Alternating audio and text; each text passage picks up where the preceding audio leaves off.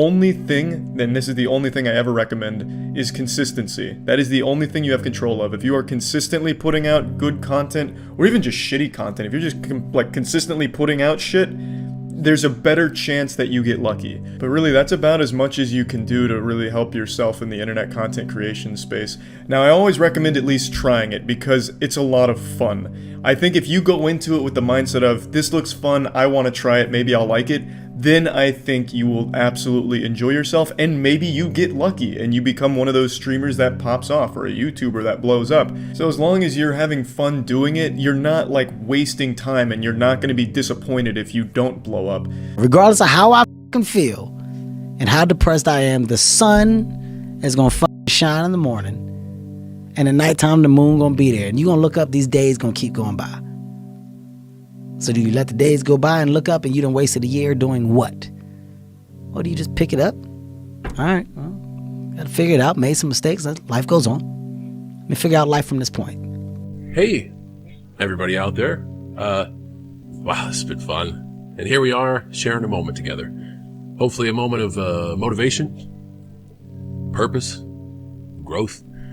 I guess if I would have to bestow some advice, take it if you want it. If not, it's just advice.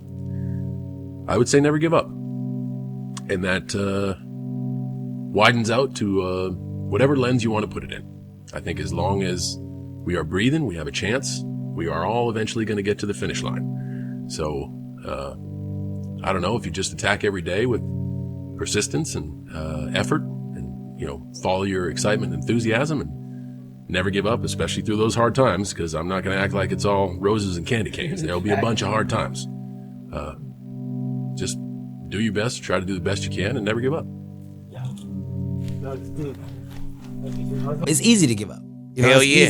It's the easiest thing in the world to do. I'm done. I ain't going. Oh, yeah. I ain't going to keep going. Yeah, I don't feel like going to work. I'm done. Yeah, man. It's easy. It's very easy. But what's hard is going, yesterday I got nothing from working as hard as I could. Nothing happened from that.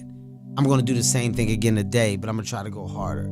That's the hardest thing in the world. To get up every day and give 100% and be in the same position that you were each day, but mentally know that you're trying and trying and trying. That's a real grind. Stay focused on the things that are actually going to propel you to that version of yourself that you want to become. Make sure that you have a sense of balance. Make sure that you know when to go ghost, when to disappear, but also when to have fun, when to enjoy your life, when to spend time with your friends and family. Because I would really hate for you guys to listen to what everybody's saying and then isolate yourself and then end up hating your life, hating that period of your life because of it. I'm all for self-love, I'm all for self-growth and self-respect. So just do what's best for you. And you know what's best for you. Trust your gut. I have failed far more times than I've succeeded. Far more. You will never succeed more than you fail. That's not how it works. You know why? Because failure is a wonderful teacher. It's the only way to learn. You have to fail. Failure is a part of the process to becoming successful. I tell people this all the time. Michael Jordan, the greatest basketball player in the world, he took 946 game-winning shots.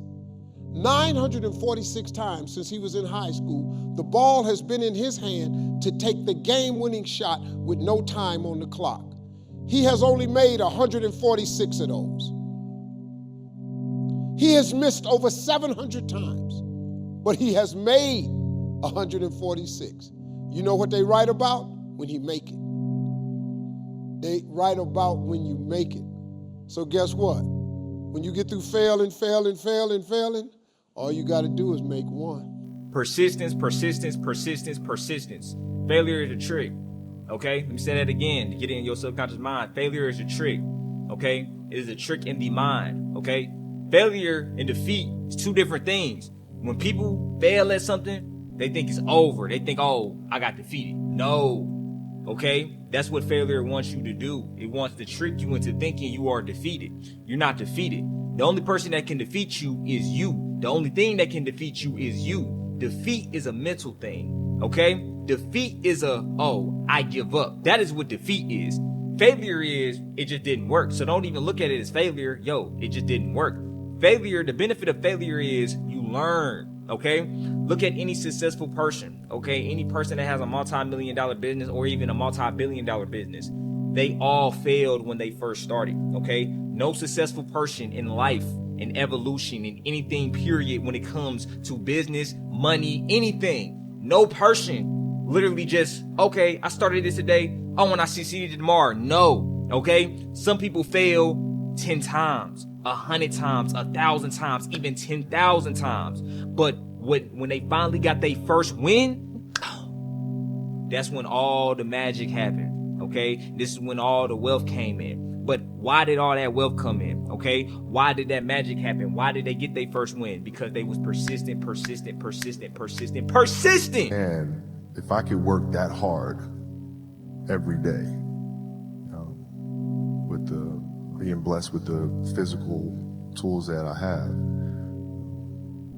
what would my career be?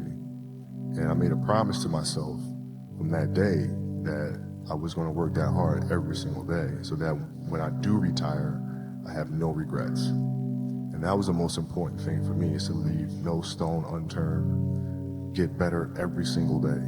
And if I lived that way, then over time, I'd have something that was beautiful. That was my philosophy. It seems like a pretty simple one, but if you live your life to just get better every single day, you do that for 20 years, I mean, what do you have? When you in your grinding stage, like, that hunger is different.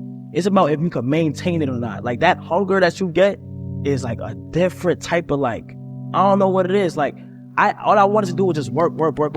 So, once you get that in you, like, it's just like, you can't stop. Do you still have that same hunger, you think? 100%. Yes, I don't play when it comes to, like, my content, because people will get comfortable and this can slow down. Like, I know that all this can go away like this. So I gotta keep my head focused, stay on the right path, and just execute every time. People only fail because they get caught up into what winning was. You're supposed to fail at some point in time. You're supposed to get knocked down a couple times. You're supposed to lose. That's how you learn. Perfection is only a word because imperfection was discovered. You can't be perfect without knowing what imperfect is. You have to experience imperfection at some point to go, now I'm perfect. And that's what people don't realize. If you don't love yourself, bro, nobody else is gonna love you, bro. You know what I'm saying? So first off, it all starts with self-love, bro. You know what I'm saying? If you get to a point where you love yourself, you're gonna start taking care of yourself. You're gonna start dressing better. You're gonna start eating better. You're gonna start feeling better. You know what I'm saying? You're gonna start having confidence. And once you start having confidence, people is gonna start seeing you have confidence. The way you walk gonna be better. The way you talk gonna be better. The way you feel gonna be better. The way you live is gonna be better, bro. You know what I'm saying? Type shit, nigga. How did you really not start letting things bother you or get to you? It's a choice. It's a mental choice, bro. It really is a mental choice. It's a mental choice. And you damn near have to build up the strength to prevent the reaction. Let's say I'm driving. Somebody cuts me off. Let's just build a story here. I'm driving. I got bad road rage, right? I'm driving. Somebody cut me off. That shit pisses me off. I start snapping at them, beat my horn. This is a habit for me. This is normal. I go home and I say, yo, I notice this. This is self-awareness. This is like the breakdown of the video of self-mastery that y'all know. Y'all can watch this and get more depth. But I go home and I notice, I'm like, damn, I be getting pissed off when somebody cut me off in traffic. I don't like that shit. So now I got the self-awareness. I recognized, I at least had the conversation with myself. Maybe I can't stop it yet, but I'm aware of like this anger. I'm aware of like what triggers it. I'm aware of the whole process. Now next time it happens, right? I can remember when I said to myself that I don't like when this shit makes me mad. So boom, somebody cut me off in traffic. A week later, 2 weeks later, a month later. At a certain point, I'm getting used to talking to myself about this shit. And the more I talk to myself, the more I start to think about it. So next time it happens, I can say, nope, you know what? I had this conversation with myself. I ain't gonna do it. That's really a simplified version of self-control, bro. Like that's really a simplified version. Point is, every graduate here today has the training and the talent to succeed. But do you have the guts to fail? Here's my second point about failure. If you don't fail, you're not even trying. I'll say it again. If you don't fail, you're not even trying. My wife told me this great expression: to get something you never had, you have to do something you never did. Les Brown's a motivational speaker. He made an analogy about this. He says, imagine you're on your deathbed, and standing around your deathbed are the ghosts representing your unfulfilled potential. The ghost of the ideas you never acted on, the ghost of the talents you didn't use. And they're standing around your bed, angry, disappointed, and upset. They say, we came to you because you could have brought us to life, they say. And now we have to go to the grave together. So I ask you today, how many ghosts are going to be around your bed when your time comes?